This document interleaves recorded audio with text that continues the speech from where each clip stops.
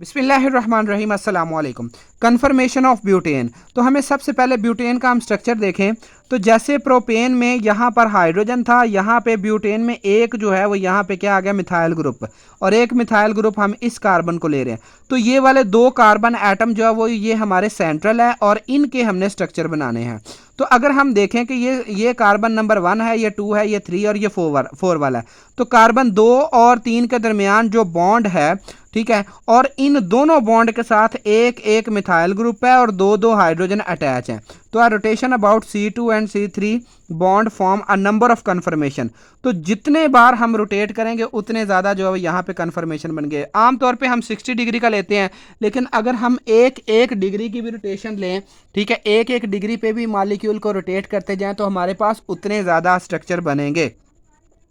तो the Newman projection for different conformation of butane as obtain through 60 degree rotation around C2 and C3 are given below. तो 60 degree पे जब आप rotate करेंगे तो आपके पास कुछ इस तरीके से स्ट्रक्चर बनेंगे। देखें ये वाला स्ट्रक्चर, देखें कि ये वाला मिथाइल ग्रुप और ये वाला मिथाइल ग्रुप दोनों जो है वो यहाँ पर ऑपोजिट डायरेक्शन में है, तो इसको हम एंटी फॉर्म कह लेते हैं, ये एंटी कन्फर्मेशन है। लेकिन जैसे ही 60 डिग्री पे आपने रोटेट किया, ये वाला कार्बन इस हाइड्रोजन के पास चला गया और ये दोनों एक दूसरे के सामने आ गए। इसे हमने कहना है स्क्यू इक्लिप्स्ड।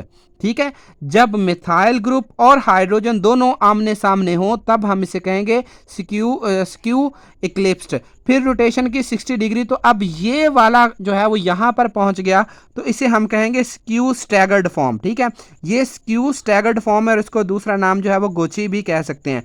फिर 60 डिग्री पे रोटेट किया तो ये वाला मिथाइल ग्रुप और ये वाला मिथाइल ग्रुप जब एक दूसरे के आमने सामने यहां पर आ गए, तो इसे हम कहेंगे प्योर इक्लिप्स्ड, या अकेला हम कह देंगे कि ये इक्लिप्स्ड फॉर्म है। फिर 60 पे रोटेट करें तो ये वाला हमारे पास स्क्यू स्टैगर्ड आ जाएगा, और फिर जो है वो करें तो यहाँ पर जो है ये स्क्यू इक्लिप्स्ड आ जाएगा।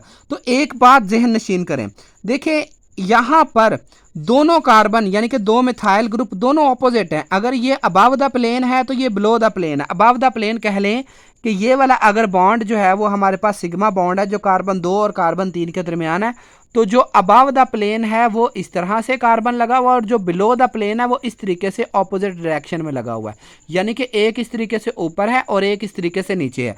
तो यहाँ पर सेम ये मिथाइल ग्रुप है कि एक ऊपर है अबव द प्लेन, ये बिलो द प्लेन, समझने के लिए हम कह रहे हैं। ठीक है, तो जैसे ही आपने ऐसे किया तो अब यहाँ पे हाइड्रोजन और इस मिथाइल ग्रुप के दरमियान जो है वो रिपल्शन क्रिएट हुई, ये स्क्यू इक्लिप्स्ड कहलाया। स्क्यू इसलिए कहा गया क्योंकि जब मिथाइल ग्रुप दोनों एक दूसरे के आमने सामने है, ये सबसे कम स्टेबल है, तो ये इक्लिप्स्ड फॉर्म है। तो ये इसके मुकाबले में ये वाली थोड़ी स्टेबल है, इसलिए हमने इसको साथ जो है स्क्यू का लफ्ज़ जो है वो इस्तेमाल कर दिया। ठीक है, जैसे ही आगे गया तो ये स्क्यू स्टैगर्ड हो जाएगा। क्यों? क्योंकि देखें यहाँ पर ये एक स्टेबल तो है, ये इसके मुकाबले में ये थोड़ा स्टेबल है ज़रूर है, लेकिन चूंकि मिथाइल ग्रुप थोड़ा सा एक दूसरे के ज़्यादा करीब है, इसलिए ये एंटी फॉर्म या स्टैगर्ड, ये वाली स्टैगर्ड फॉर्म है, ये वाली फॉर्म इस फॉर्म के मुकाबले में ज़्यादा स्टेबल है। ठीक है, सेम इसी तरीके से हमारे पास ये जो एंटी और स्टैगर्ड फॉर्म है ये ज़्यादा स्टेबल है, और इक्लिप्स्ड फॉर्म जो है ये कम स्टेबल है, और ये सारी की सारी जो है वो बिटवीन आ जाती है। ठीक है, तो ये जो सारा जो है वो इधर आप देखें एंटी कन्फर्मेशन 1, ये जो हमारे पास एंटी कन्फर्मेशन 1 है, इसको अब क्या कहता है कि here the 2 CH group are farthest, दूर से दूर है from each other, they have minimum interaction, so anti form is the most stable conformation.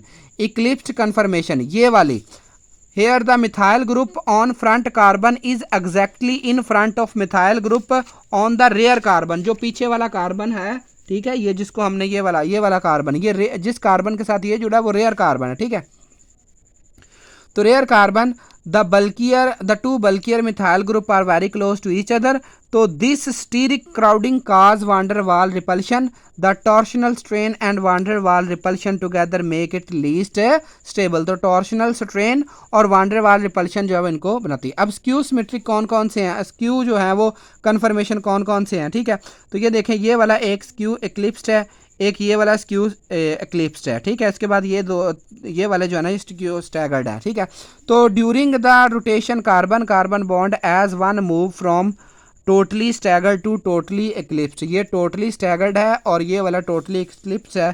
Conformation one faces skew conformation, skew conformation में एग्जिस्ट इन बोथ स्टैगर्ड और eclipsed form. तो दो possibilities हैं, पहली जो आ जाती है वो स्टैगर्ड कन्फर्मेशन है या गुची कन्फर्मेशन, ठीक है। वो तीसरा और जो है ना ये पांचवा स्ट्रक्चर है, ठीक है। ये वाला और ये वाला, ये दोनों स्क्यू जो है वो स्टैगर्ड फॉर्म है। तो the staggered conformation in which two methyl group are not farthest apart, ये दोनों एक दूसरे के ज़्यादा जो है वो दूर नहीं है, but are at the angle of 60 are known as gauche conformation, ठीक है। और स्क्यू इक्लिप्स्ड कन्फर्मेशन वो है जिसमें मिथाइल और जो है ना ये देखें हाइड्रोजन एक दूसरे के आमने सामने है, और ये वाले इसके मुकाबले में कम स्टेबल है। अब यहाँ पे तवज्जो करिए, सबसे ज़्यादा स्टेबल ये, उससे कम वाले जो है ना ये वाले हैं, और उससे कम स्क्यू इक्लिप्स्ड वाले हैं, और उससे कम जो है वो इक्लिप्स। तो सबसे कम स्टेबल ये है और सबसे ज़्यादा स्टेबल है ये वाली कन्फर्मेशन है हमारे पास, ठीक है। तो अब इनर्जेटिकली अगर हम देखते हैं तो अब ग्राफिकली आप इसको देखें ज़रा, डायग्रामेटिकली अगर हम इसको स्टडी करना चाहते हैं तो कुछ तरीके से जो है वो हम कर सकते हैं। देखें कि ये वाली जो एंटी फॉर्म है ये सबसे ज़्यादा स्टेबल है। जैसे ही हमने स्क्यू इक्लिप्स पे किया तो ये देखें 16 किलो जॉल पर मोल एनर्जी रिक्वायर हुई इसको, और ये वाला यहाँ पहुँचा तो ये वाला जो है ना इसके मुकाबले में कम। फिर अगेन जो है वो गुची फॉर्म में आया जिसको स्क्यू स्टैगर्ड आपने कहा, ठीक है, ये वाला स्क्यू स्टैगर्ड। तो देखें ये वाला इसके मुकाबले में यानी कि एंटी के मुकाबले में थोड़ा सा कम है, इसमें 3.8 किलो जॉल पर मोल एनर्जी का डिफरेंस आ रहा है। और जैसे ही ये प्योर इक्लिप्स्ड में गई तो यहाँ पे देखें 19 किलो जॉल पर मोल का जो है वो डिफरेंस यहाँ पे पहुँच गया। फिर अगेन नीचे आया ग्राफ और फिर ये ऊपर गया। तो स्क्यू इक्लिप्स्ड ये दो फॉर्म है, यहाँ पे एनर्जी 16 किलो जॉल पर मोल का फ़र्क है, ठीक है। और ये जो गुची या स्क्यू स्टैगर्ड फॉर्म जो आ जाती हैं ये हमारे पास, ठीक है, इसमें एनर्जी का दो जो स्ट्रक्चर, इनमें एनर्जी 3.8 किलो जॉल पर मोल का डिफरेंस है। और जो एंटी फॉर्म है ये सबसे ज़्यादा जो है वो हमारी जो है ना वो स्टेबल फॉर्म है, ठीक है। तो energy cost for interaction of alkane conformation अगर हम इसको लास्ट पे करें तो H और H इक्लिप्स्ड फॉर्म में हो तो टॉर्शनल स्ट्रेन तकरीबन 4.0 किलो जॉल पर मोल बनती है, और कार्बन और मिथाइल और हाइड्रोजन के दरमियान जो इक्लिप्स्ड फॉर्म है तो जो टॉर्शनल स्ट्रेन है वो 6.0 पे आती है, और दो जो है मिथाइल ग्रुप में जो है वो 11 पे जाती है। और इसी तरीके दो मिथाइल ग्रुप जब इसमें स्टीरिक स्ट्रेन होगी या गुची फॉर्म में होंगे तो ये 3.8 आ जाता है। तो ऑर्डर ऑफ स्टेबिलिटी ये है कि एंटी यानी कि टोटली स्टैगर्ड जो है वो कन्फर्मेशन ये सबसे ज़्यादा स्टेबल है, ये टोटली स्टेबल है। टोटली स्टैगर्ड सबसे ज़्यादा स्टेबल होगा, गुची जो है या स्क्यू स्टैगर्ड जो है वो इसके मुकाबले में कम, और इसके बाद स्क्यू इक्लिप्स्ड आ जाता है, और उसके बाद टोटली इक्लिप्स्ड जो है वो सबसे कम स्टेबल जो है वो मालिक्यूल है, ठीक है। जज़ाकल्लाह जी, अल्लाह ताला आपके और मेरे इल्म में इजाफा फरमाए। नेक्स्ट अगले लेक्चर में हम जो है वो conformation analysis of cycloalkane, कि साइक्लो अल्केन में किस तरीके से वो कन्फर्मेशन हो सकती है वो डिस्कस करेंगे। तो चैनल के साथ रहिए और वीडियो का जो है वो अपडेट हासिल करने के लिए चैनल को सब्सक्राइब करें। अल्लाह ताला आपके और मेरे इल्म में इजाफा फरमाए।